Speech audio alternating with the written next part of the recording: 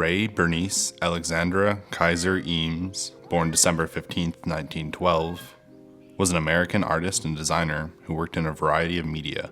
In creative partnerships with her husband, Charles Eames, and the Eames Office, she was responsible for groundbreaking contributions in the field of architecture, graphic design, textile design, film, and furniture. The Eames Office is most famous for its furniture, which is still being produced. Together, as a couple, the Eameses are considered one of the most influential creative forces of the 20th century. During her lifetime, Ray Kaiser Eames received less credit than she has been given posthumously in art and design literature, museum shows, and documentary films. Biography. Early life. Ray Eames was born in Sacramento, California to Alexander Edna Burr Kaiser and had an older brother named Maurice. Edna was an Episcopalian and Alexander had been raised Jewish, but did not practice. Eames and Maurice were brought up as Episcopalians. Bernice was known to her family as Ray Ray. Her mother was a housewife, and her father managed the Vaudeville Empress Theater, now the Crest Theater, in Sacramento until 1920. He then became an insurance salesman, later owning a downtown office to better support his family. The family lived in an apartment for much of the Eames' childhood, and then moved to a bungalow outside of town. Her parents taught her to value both the natural world and objects that induce joy, which later inspired her inventions in furniture designs and toys. Eames came from a loving but overprotective home. Her elder sister died a few months after she was born, and her parents lived in fear that they would lose her too. The overprotectiveness was further fueled by Eames' mother's anxiety that her short, squat child might be deformed. Despite and because of this, Ray was very close to her mother, living with her in California and New York until Edna's death in 1940. Eames was also close to her older brother, Maurice. Work and education. Education. Ray graduated from Sacramento High School in February of 1931. She was a member of the Art Association, the Big Sister Club, and the decorating committee for the senior dance. After graduating in 1931, she spent a term at Sacramento Junior College before moving with her widowed mother to New York to be nearer to her brother, then a West Point cadet.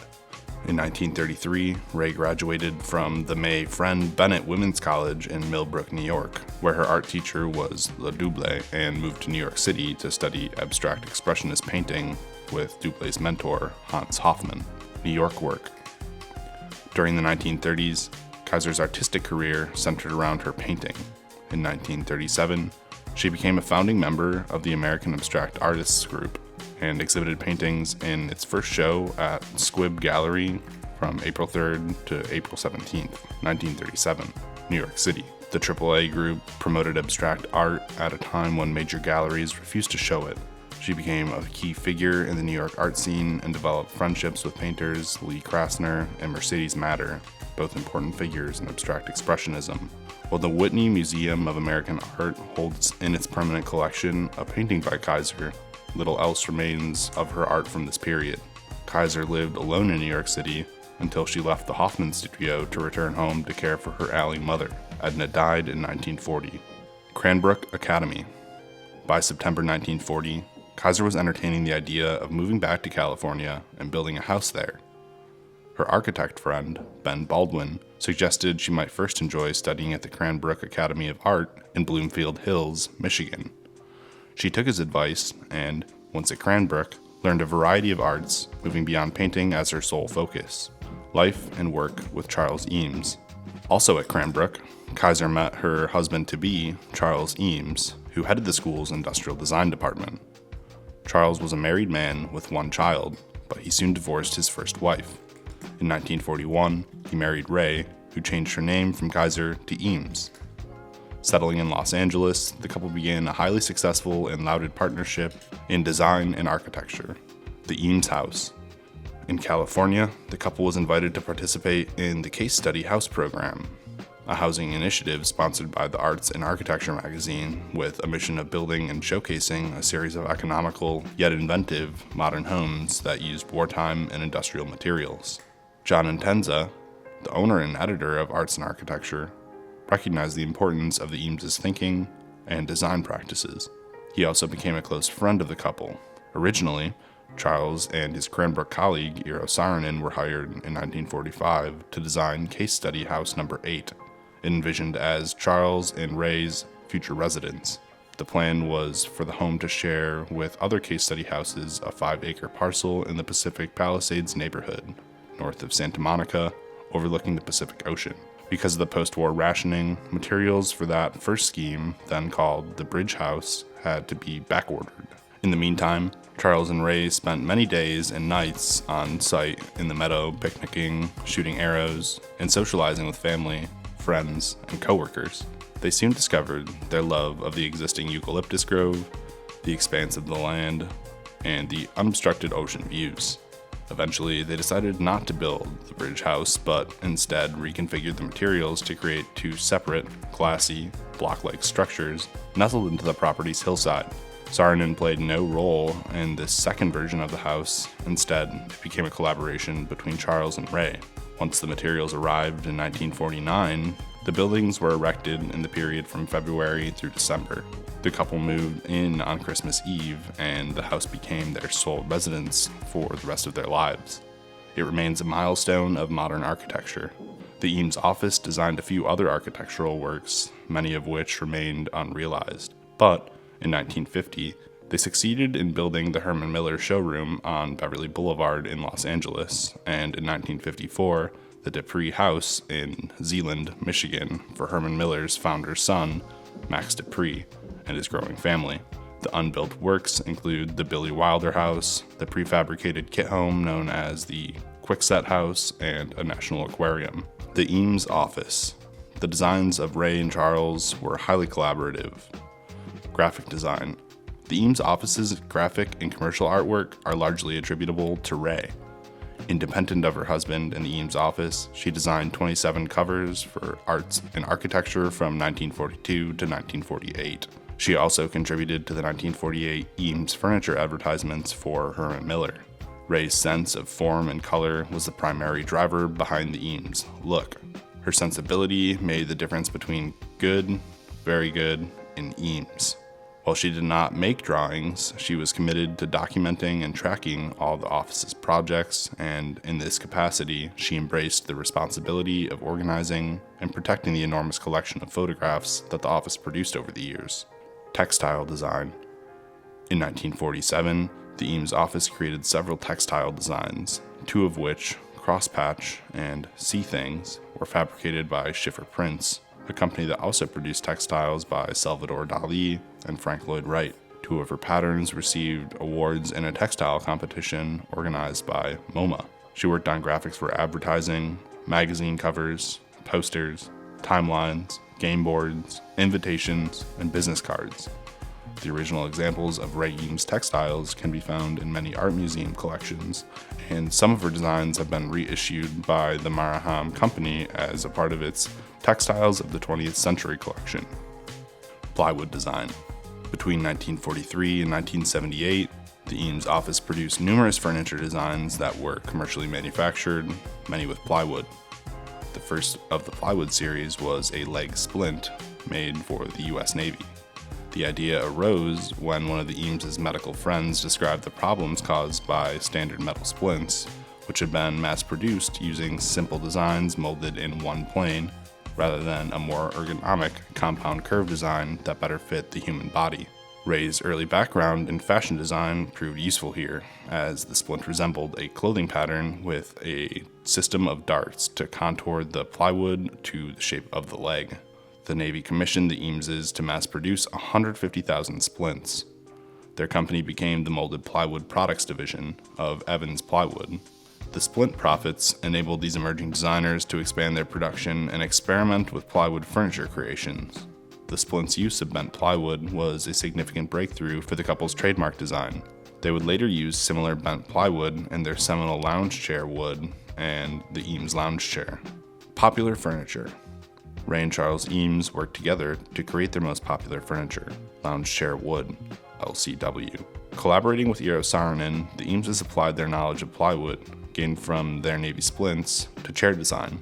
The resulting lounge chair wood, LCW, won the Museum of Modern Art's Organic Designs and Home Furnishings contest and, in 1946, went into production by Herman Miller. Time magazine called the LCW the century's best design in its December 31st, 1999 issue, writing that the designers had taken technology to meet a wartime need and used it to make a chair that was elegant, light, and comfortable. Much copied, but never bettered.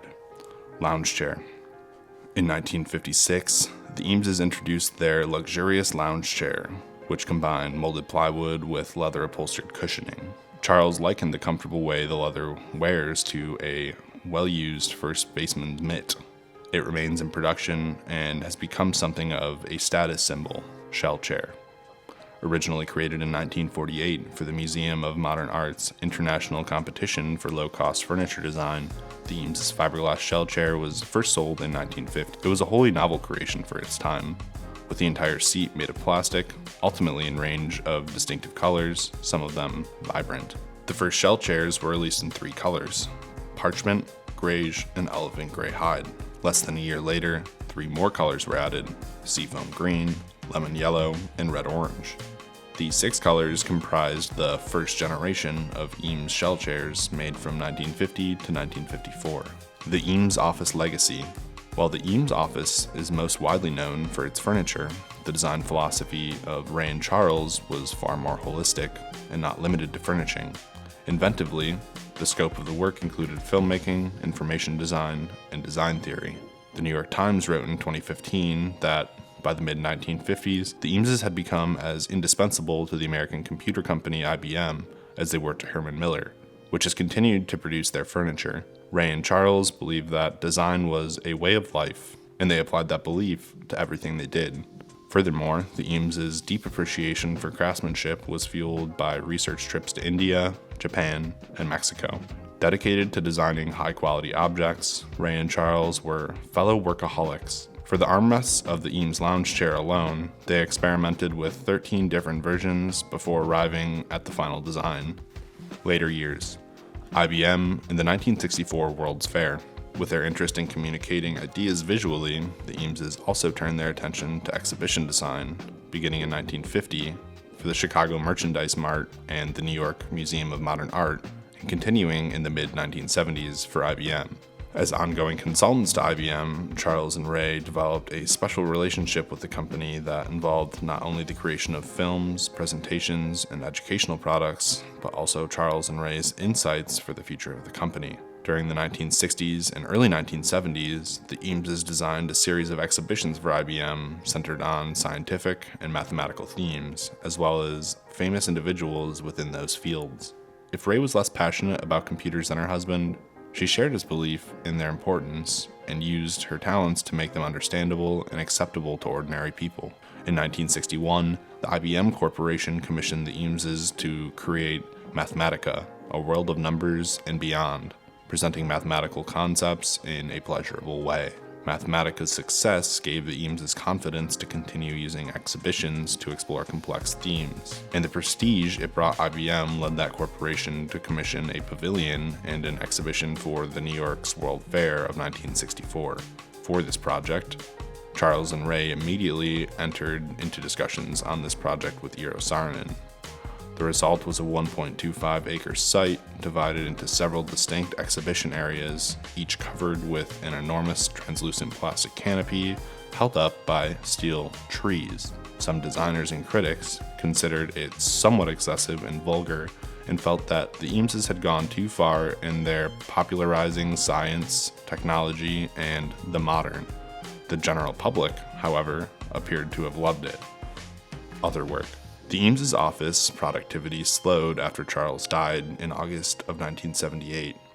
Ray worked on several unfinished projects, a German version of the Mathematica exhibition, continued consulting to IBM, published books, gave lectures, accepted awards, and administered the Eames archive and estate. She organized and donated approximately 1.5 million two-dimensional objects to the Library of Congress for archival safekeeping. Featuring all Eames Office projects from 1941 until the mid-1980s, she authored a book, although much of it was altered before publication, just after her death.